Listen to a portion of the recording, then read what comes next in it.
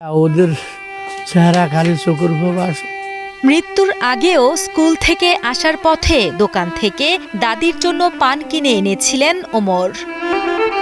কথা ছিল গোসল শেষে ভাত খেয়ে ঘুমাবেন নাফিজা ও ওমর নামের এই দুই ভাই বোন। তবে তা আর হলো না। গোসল করতে গিয়ে পুকুরের পানিতে ডুবে মৃত্যু হয় আপন এই দুই ভাই বোনের। আর খাবার দাবার আরো ওই যে জুস আনছে, এই শেষ হইল জুস। ৮ বছরের নাফিজা মোবারক মাদিহা ও ৫ বছরের মোহাম্মদ ওমরকে হারিয়ে তাদের পরিবারে বইছে শোকের মাতম। আল্লাহর কি গুনাহ করলাম, কি দোষ করলাম?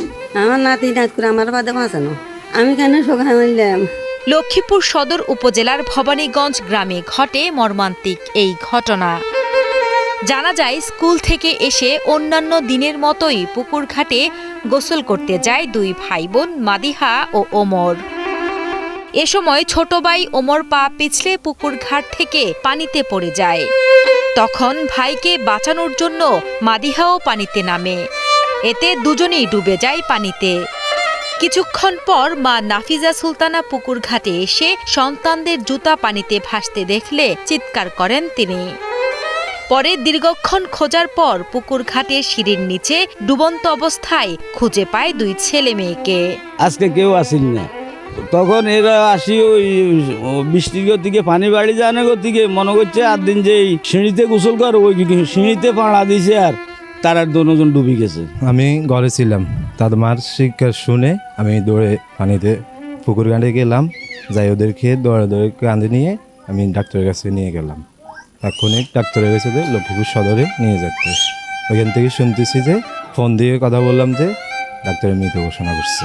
নিহত মাদিহা ও ওমর লক্ষ্মীপুরের ভবানীগঞ্জ গ্রামের সৌদি আরব প্রবাসী মুবারক হোসেন রাজুর সন্তান। আদরের সন্তানদের মৃত্যুর খবর শুনে সৌদি আরব থেকে দেশের উদ্দেশ্যে রওনা হয়েছেন এই হতভাগা প্রবাসী পিতা। পুরো এলাকার মধ্যে অত্র এলাকা দিয়ে আর কখনো এই ঘটনা ঘটে নাই, এই ফার্স্ট এই অঞ্চলে এই ঘটনাটা ঘটছে। ওনারা বিদেশ থেকে আসতেছে, নাকি আমরা কিভাবে জব দেব বা আমরা সবাই মহতাহত মর্মাহত।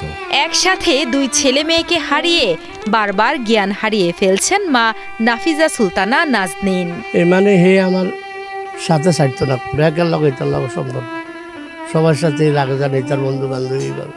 এতে নিজের লাই লইলে বোনের লাই দিতে হইব, বোনের লাই দিতে হইব, আবার বোনে অনেকটা বিয়ে করলে বাইলে দিতে হইব, এই আর কি। নিহত মাদিহা স্থানীয় ফাতেমা আইডিয়াল স্কুলের প্রথম শ্রেণীর ছাত্রী ও ওমর প্লে শাখার ছাত্র।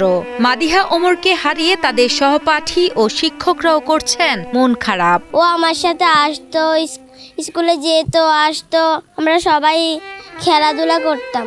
এই দুইটি স্টুডেন্টই খুবই ভালো এবং ওরা আমাদের স্কুলে নিয়মিত আসছে। আসলে আমরা নিজেরও খুবই ব্যথিত, আমরা খুবই ভারাক্রান্ত মর্মাহত। আমরা